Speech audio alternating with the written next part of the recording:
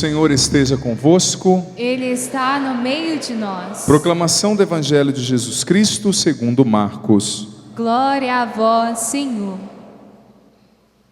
Naquele tempo, os mestres da lei que tinham vindo de Jerusalém diziam que ele estava possuído por Beelzebu e que pelo príncipe dos demônios ele expulsava os demônios. Então Jesus os chamou e falou-lhes em parábolas.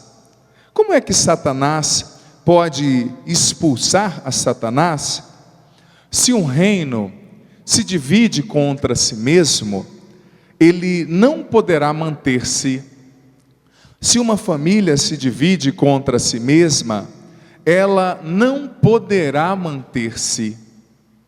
Assim, se Satanás se levanta contra si mesmo e se divide, não poderá sobreviver, mas será destruído. Ninguém pode entrar na casa de um homem forte para roubar os seus bens, sem antes o amarrar. Só depois poderá saquear a sua casa. Em verdade vos digo, tudo será perdoado aos homens, tanto os pecados como qualquer blasfêmia que tiverem dito, mas quem blasfemar contra o Espírito Santo nunca será perdoado, mas será culpado de um pecado eterno. Jesus falou isso porque diziam: ele está possuído por um espírito mau. Palavra da salvação. Glória a vós, Senhor. Aplaudamos o Santo Evangelho.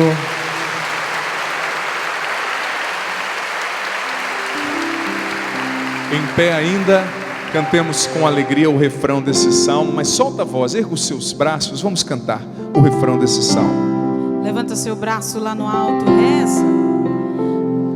Cantai ao Senhor Deus um canto novo.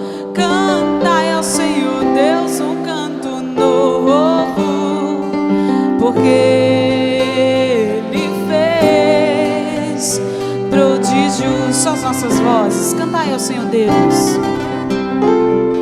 Cantai ao Senhor Deus.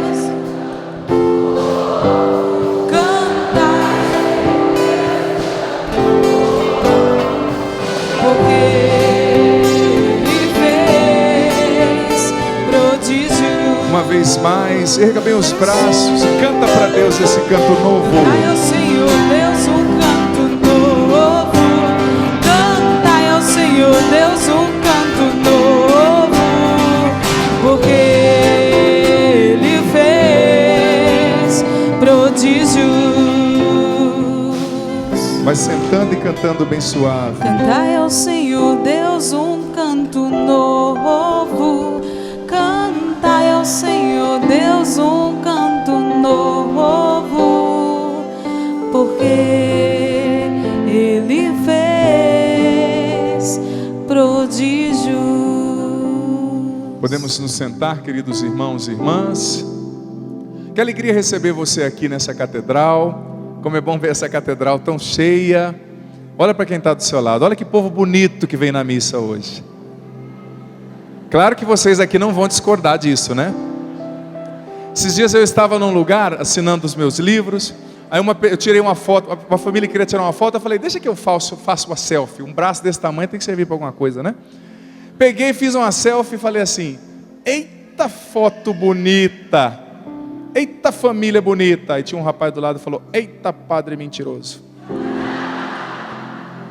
Eu falei: rapaz, disfarça, fica quieto.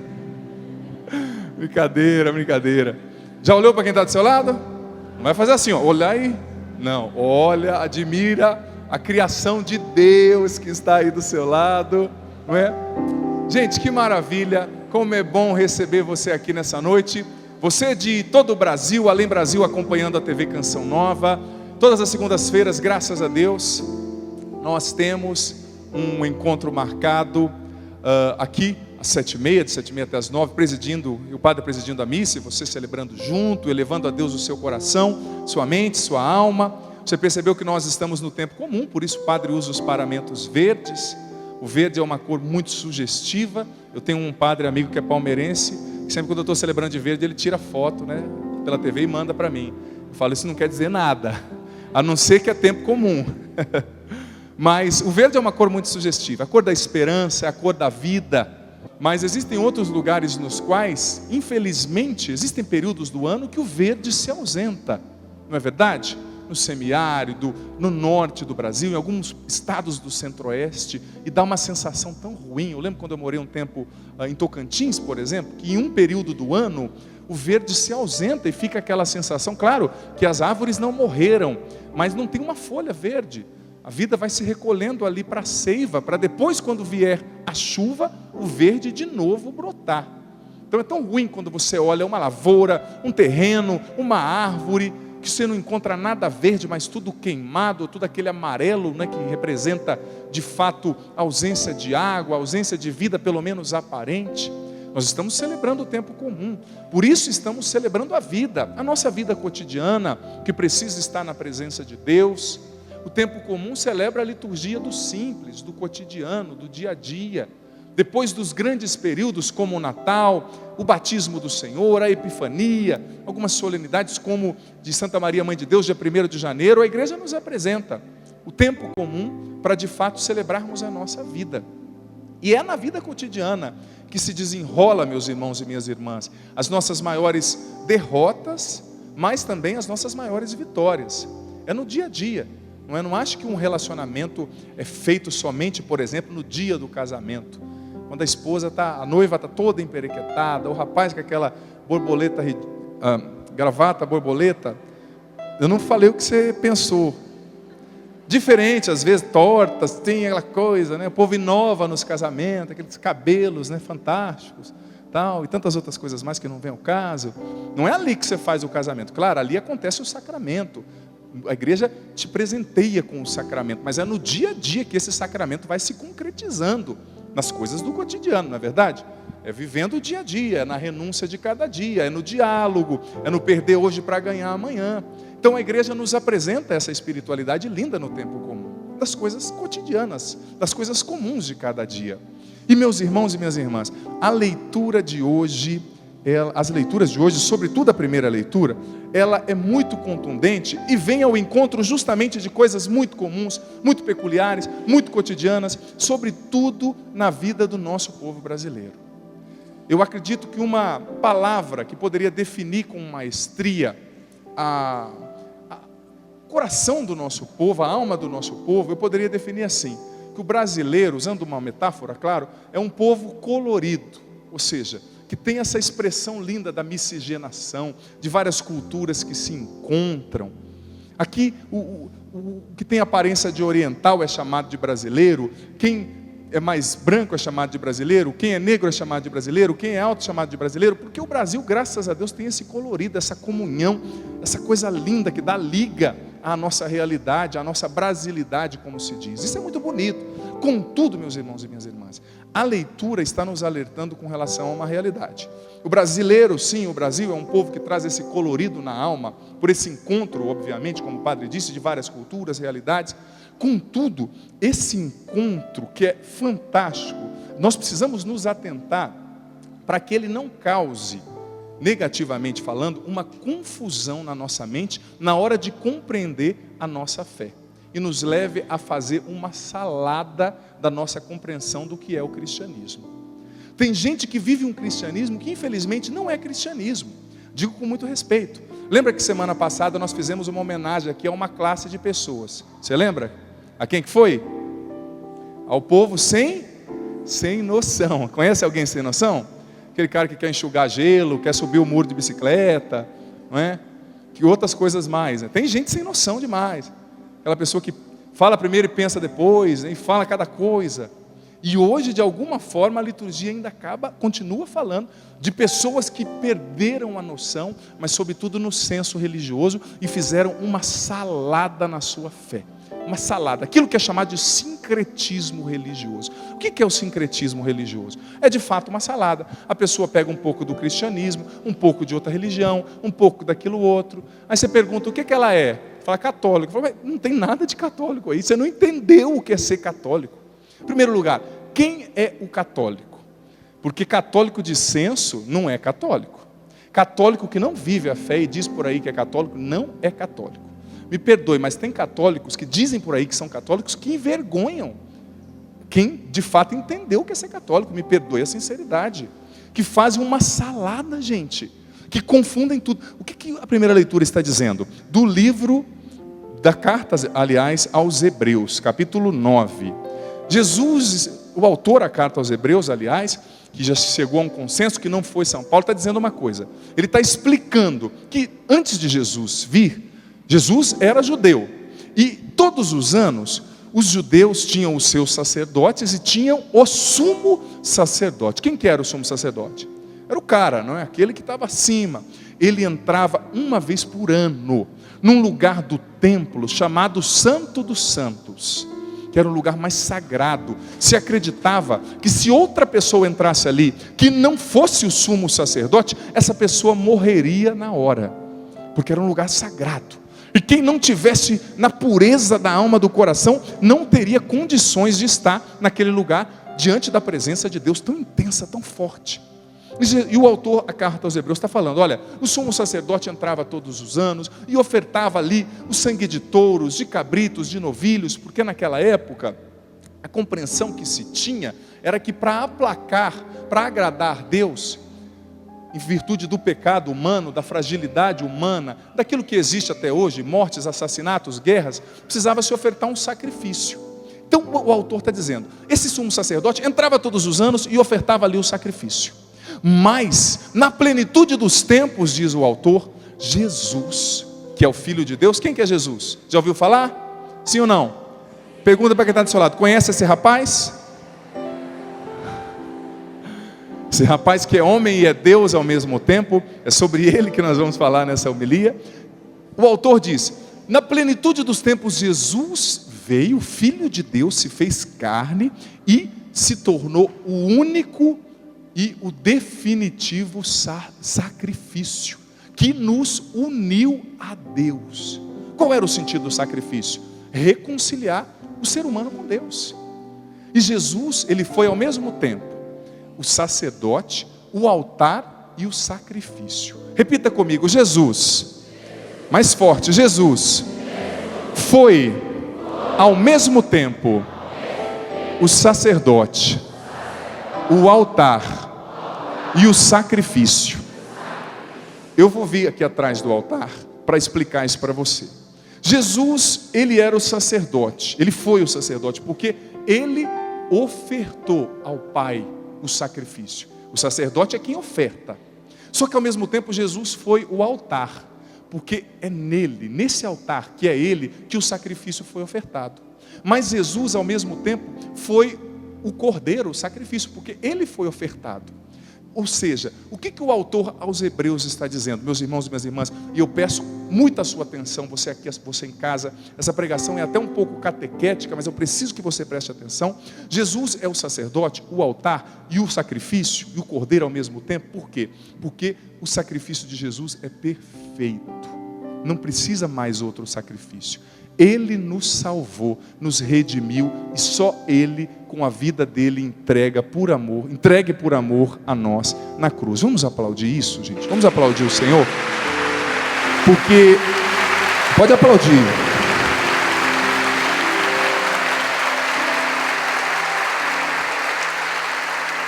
Porque isso é muito forte, gente, e há uma confusão na cabeça do povo. Porque o que acontece? O que o autor da carta aos Hebreus, livro da Bíblia, a primeira leitura de hoje, está dizendo? Não busque outro sacrifício, não busque um falso sacrifício, não busque um mentiroso sacrifício, porque só existe um sacrifício que salva. De quem? De Jesus, não precisa outro. E aqui nós entramos nesse ponto sério que o padre estava falando, dessa salada que muitas vezes nós brasileiros temos a facilidade para fazer. Olha só, o versículo 27 da leitura, 9:27, está escrito assim: O destino de todo ser humano, de todo homem, é morrer uma só vez. E logo depois vem o julgamento. Morrer quantas vezes? Uma só vez. Por isso que a Bíblia é clara em dizer que reencarnação é uma doutrina contrária ao catolicismo. É uma doutrina contrária à fé cristã. É muito sério isso, porque tem muito cristão de boa intenção, mas que faz uma salada. Gente, Deus não trabalha, como dizia o Padre Léo, com lixo reciclável. Seria muito fácil, eu digo para você, é uma compreensão até infantil, é uma compreensão até cômoda, comodista. Ah, é assim, Padre Adriano, eu vivo, é como se fosse um videogame, né? Eu vou jogando, eu não levo a vida a séria não, aí depois a hora que der game over, eu tenho uma outra vida. Seria tão fácil se fosse assim, né? No fundo, gente, essa é uma compreensão irresponsável e acomodada da vida. O que a Bíblia está dizendo? O homem morre só uma vez. Então, meu amigo, a vida é essa. Só essa. Acabou a vida, o catecismo da igreja nos ensina, já vem o julgamento individual. Quando você morreu, já vem o julgamento individual. E no final dos tempos, quando Cristo voltar, o julgamento universal. Mas tem gente, me perdoa, que acredita, com todo respeito a quem acredita, mas eu preciso dizer para você, essa doutrina não é de Deus, não é bíblica e não é católica. E abre brecha na tua alma para muito mal, para as coisas muito ruins. A reencarnação não vem de Deus. Sabe, a invocação dos mortos não vem de Deus, gente. Tem tanto católico que vai na missa, mas depois vai receber passe não sei da onde, vai invocar o morto, vai fazer trabalho. Filho, filha, não precisa, esse sacrifício não te salva, só Jesus Cristo salva, só no nome dele que você vai ter salvação, só no nome dele. Mas tem tanto católico, me perdoe, com todo respeito eu digo, que não entendeu. E não só católico, gente de boa vontade. No livro do profeta livro do Deuteronômio, aliás, capítulo 18, versículo do 9 seguinte, está dizendo assim: não invoque os mortos, não acredite em feitiçaria, não faça feitiço, não acredite em horóscopo, em signo, porque o Senhor abomina quem se entrega a essas práticas. Está escrito na Bíblia, não é coisa da cabeça do padre. E eu, como padre, eu não sou maior que a Bíblia, eu me dobro diante da Bíblia, porque é ela que me ensina a verdade, não sou eu que ensino para a Bíblia o que ela tem que dizer ou não. Eu não posso rasgar uma página da Bíblia para agradar quem está me ouvindo. Eu preciso ser o primeiro a me curvar diante dela, não para receber aplauso, mas para levar salvação para a tua alma. E é isso que eu quero, como padre. Esse é o meu compromisso. Ensinar a verdade que muitas vezes, me perdoe a sinceridade, não está sendo ensinada por aí. Mas tem tanto católico, com todo respeito, eu não estou atacando ninguém, eu estou ensinando a Bíblia, eu não estou falando o nome de nenhuma religião, eu estou falando da minha religião. Eu sou padre, fui feito padre para isso. Mas para bom entendedor, minha palavra basta. Infelizmente, tem muito católico, muito cristão, buscando falso sacrifício por aí, me perdoe. Que raio de católico é você, eu te pergunto? Buscando outros sacrifícios, falsos sacrifícios, sacrifícios mentirosos. Filho, filha, não precisa de outro sacrifício. Volte-se para Deus, para Jesus. Se você buscou essas coisas, eu digo com sinceridade, se você buscou essas coisas, se você foi lá buscar um passe, se você foi lá se consagrar a um espírito, não é da vontade de Deus isso para a sua vida. Isso não é cristão, isso não é católico. Se você foi fazer simpatia, isso não é cristão. Vai se confessar por amor de Deus, faça uma oração de renúncia e recomece a sua vida, porque só o sacrifício de Jesus é capaz de salvar. E nós católicos precisamos ter clareza, não faz uma salada com a tua fé, pelo amor de Deus, não acredite na reencarnação. Gente, a reencarnação pode parecer uma doutrina muito simples, muito bonita, muito cômoda, mas ela guarda um laço muito grande. Em primeiro lugar, a reencarnação, ela tira a centralidade de Cristo. Por quê? Não é Jesus que te salvou morrendo por você, é você que vai se purificando através da caridade que você faz. Opa, quem salva? É você que se salva ou é Jesus Cristo que te salva? Quem? Quem? Jesus Cristo, claro. Eu não posso salvar a mim mesmo. Não é? Às vezes até para você fazer um regime você não consegue sozinho.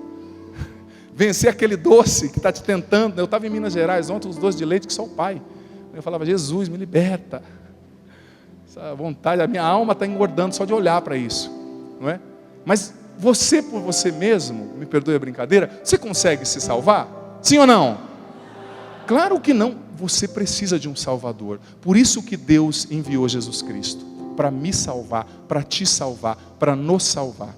E a gente só se salva quando a gente reconhece que sozinho nós não somos capazes de nos salvar. Nós precisamos dele. Ele é o Senhor. Só nele há salvação. Isso é muito sério, muito sério. Então, quando você acredita na reencarnação, quando você acredita nos mortos que vão voltar, quando você tenta se comunicar com os mortos, quando você acredita nessas coiseiras por aí, você se torna um sem noção, me perdoe a palavra, com todo respeito, que fala para Jesus: olha Jesus, você veio, você se tornou homem, você morreu na cruz para me salvar, você ressuscitou, mas eu não quero saber de você não, tá? Eu me basto, tá bom? É isso que você faz. Filho, filha, isso não é cristão. Isso abre brechas para muitas coisas ruins, espiritualmente falando, na tua alma, na tua vida. Tem muita gente que não vai para frente na vida, me perdoe a sinceridade, porque fica vivendo uma fé misturada com um monte de badulac, com um monte de coisa. Não é cristão de verdade. O cristão acredita em Jesus. Acredita, claro, na intercessão de Nossa Senhora, dos santos, mas Jesus é o centro. Só o sacrifício dele salva. Só o sacrifício dele salva. Se você viveu essas coisas, se você foi nessas falsas doutrinas, nesses falsos sacrifícios, por amor de Deus, para com isso. Não é isso que Deus quer para você. A tua vida não está indo para frente, talvez é por causa disso. Porque você não colocou Jesus no centro da tua vida, filho, filha. Se você colocar Jesus no centro da tua vida, tenha certeza que a tua vida vai andar, que a tua vida vai chegar onde você nem imagina. Olha só o que o Catecismo da Igreja Católica, no parágrafo 1013, nos ensina, nos diz: a morte é o fim da peregrinação terrestre do ser humano, do tempo da graça, do tempo da misericórdia que Deus lhe oferece para realizar sua vida terrestre segundo o projeto divino e para decidir o seu destino futuro, o seu destino último depois da morte. Quando tiver terminado o único curso da nossa vida terrestre, não voltaremos mais para outras vidas. O homem morre uma só vez, não existe reencarnação depois da morte. A Bíblia nos diz, o catecismo nos ensina, isso é muito sério. E, como eu disse, o primeiro problema de se acreditar nisso é que você tira a necessidade de Jesus. Você faz um trabalho ali, você invoca um Espírito ali, só existe um que salva, Jesus Cristo. E o único Espírito que ele enviou foi o Espírito Santo. Os outros não vêm de Deus. Isso é bíblico, não é o padre que está inventando. Segundo lugar, qual é o problema da reencarnação, da crença nessas coiseiras? É que isso tira a sua responsabilidade diante da vida. Eu posso viver de qualquer jeito, padre. Quando eu morrer, né, vou reencarnar, eu vou voltar como um cachorrinho, talvez como um pé de feijão, talvez, não sei, né, como Angelina Jolie depois, né, mais ou menos parecida, ou como aquele rapazão forte, não é? Interessante que as pessoas vão nesse lugar, aí o vidente começa a dizer: você era uma rainha no século XV, ninguém era gari, né? Interessante, né? Ninguém, todo mundo princesa, príncipe, vai mexendo com o ego do ser humano, né? Para de buscar essas coisas, não acredite nisso, acredite em Jesus, porque a tua situação, o teu problema, o teu impossível, só Jesus pode resolver. Se Ele não resolver, ninguém mais, nenhum falso sacrifício vai resolver. Você acredita nisso? Então vamos aplaudir o Senhor Jesus mais uma vez, com coragem, com força.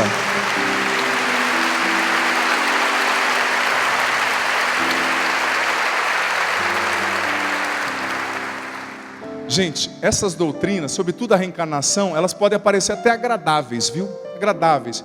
Mas ela nos tira a responsabilidade diante da vida. E nos tira a compreensão que a vida é regida por uma lei. Que Aristóteles, o filósofo grego, já definia muito antes de Cristo. Que é a lei de causa e efeito. Ação e consequência. Tem um ditado que diz assim: Deus perdoa sempre. Os homens de vez em quando. A natureza nunca. Ou seja, se você pecar e pedir perdão a Deus, Ele vai te perdoar. Se você magoar um amigo e pedir perdão, Ele vai te perdoar. Agora, se você maltratar o teu corpo, comer tudo errado, se alimentar só com porcaria, o teu corpo vai cobrar. A natureza nunca perdoa, infelizmente. Tem gente que fala: padre, eu não sei por que eu tenho tais coisas. É claro, existem doenças, realidades, que não dependem somente da tua displicência diante da alimentação, diante da vida, diante do cuidado para com você mesmo. Mas existem coisas que são consequências das suas escolhas. Eu estou mentindo? Mas tem coisas que não dependem de você. Esse dia um rapaz me falou: ai padre, me ensina uma oração para eu não ficar careca.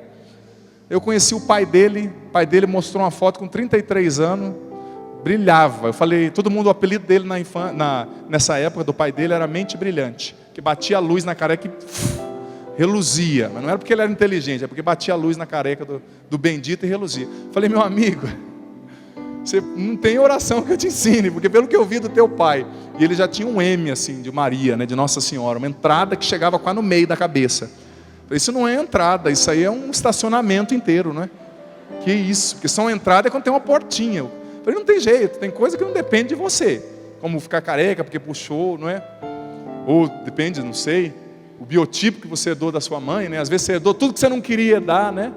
Aquela coisa, aquela gordura, nem tudo é da mãe, mas aí come demais e bota a culpa ai padre, é minha anatomia assim, né? Meu biotipo, biotipo, come menos para não ver se não melhora. Mas enfim, não é? Tem coisas que não dependem de você, mas existe ou não existe na vida a lei de causa e efeito? Sim ou não? Se você maltrata sobretudo o teu corpo, mais hora ou menos hora o teu corpo vai cobrar de você.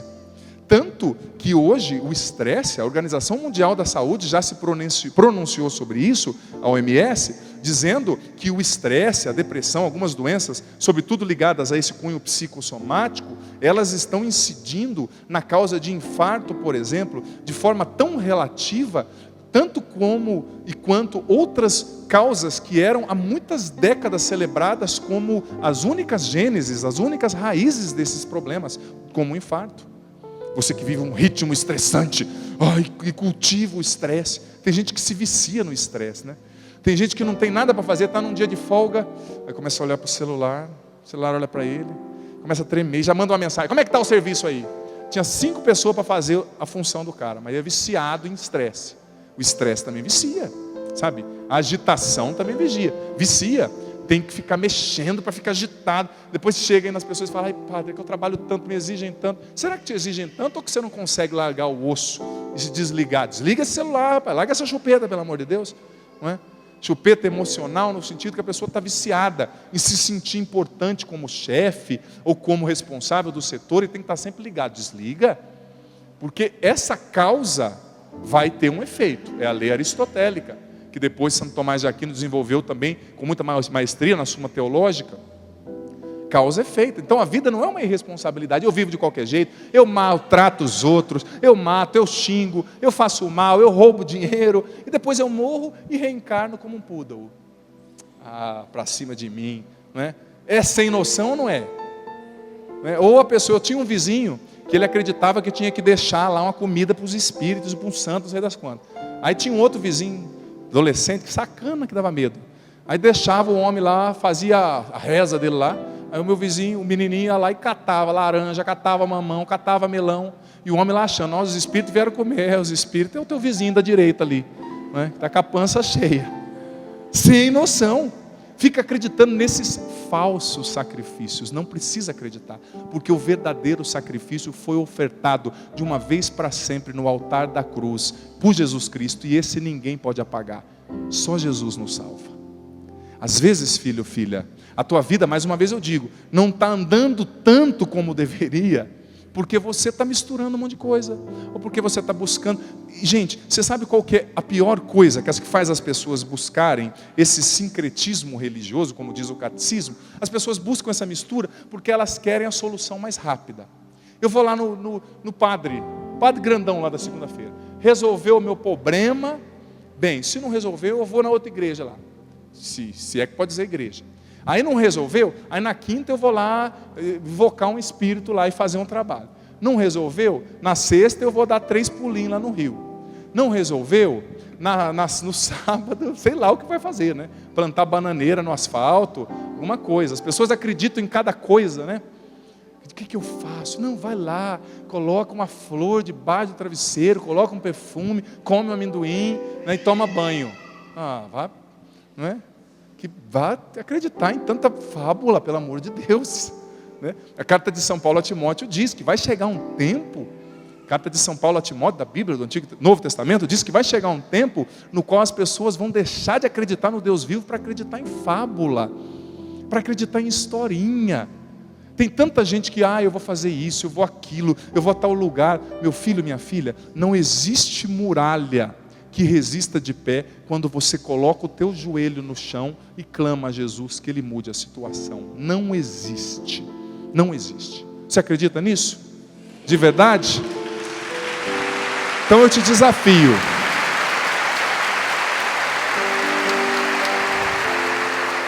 Eu quero desafiar você, viu? Quero desafiar você, porque muitos aqui conhecem a minha história, o meu testemunho de vida. Eu já superei na minha vida pessoal coisas que eram aparentemente impossíveis, pela força de Jesus. Você que está aqui, você que está vivendo uma situação impossível, você que está nos acompanhando pela TV, pela internet, que está vivendo uma situação impossível, um problema, daqueles problemas mesmo, bem difícil, que você olha e não tem solução, que está com o nome no Serasa, que está com o nome em todo lugar, não é? Teu nome está escrito até nas estrelas, não é? Seu sobrenome, quando consulta o seu sobrenome, o vendedor já começa a falar do jogo, muda de assunto, não é? Fala da enchente, já não quer vender para você, não é? Você que está com um problema no casamento, padre, eu tenho um problema no casamento. Qual que é, minha filha? Eu não aguento mais, né? Quer assumir, explodir tudo. Calma, minha filha, você não é do Estado Islâmico para sair explodindo, né? Mas você que está com esse problema, eu desafio você. Olha, como o profeta Elias fez com os profetas de Baal, lá em cima do monte, sobre o monte. Eu desafio você, se você colocar o teu joelho no chão todos os dias e começar a rezar a Jesus Cristo, meu filho, eu desafio e eu vou esperar você aqui em pouco tempo para ouvir o teu testemunho, porque você vai ver milagres acontecer na sua vida, porque Deus é fiel e Jesus é poderoso para mudar tudo, para ressuscitar os mortos. Ele é poderoso, Ele é capaz. Eu acredito. Jesus me ressuscitou, Jesus me tirou da tumba. Eu posso dizer, Padre Adriano Zandoná, Jesus já me tirou da tumba. Ele é poderoso. Eu desafio você, se ao invés de ficar com essa choração, com essa reclamação, com essa coisa, com todo respeito ao seu sofrimento, claro, você que está vivendo uma situação difícil, se você colocar o teu joelho no chão e começar a rezar a Jesus, começar a clamar todo dia, eu desafio você, você vai ver que a tua vida vai mudar. Claro, não é uma mágica, viu? E não é instantâneo, porque o que faz as pessoas buscarem essas porcarias é a busca de uma solução instantânea. Não existe solução rápida para problema difícil, complexo. Preciso ter paciência. E claro, às vezes não é o que você quer, mas se você rezar, Deus vai te dar mais do que você imagina e vai fazer você enfrentar essa situação com uma força que você nem imaginava que você poderia ter. Porque Ele é fiel. E quando Deus põe a mão, meu amigo, ninguém pode impedir. Agindo Deus, quem impedirá? Ninguém pode impedir.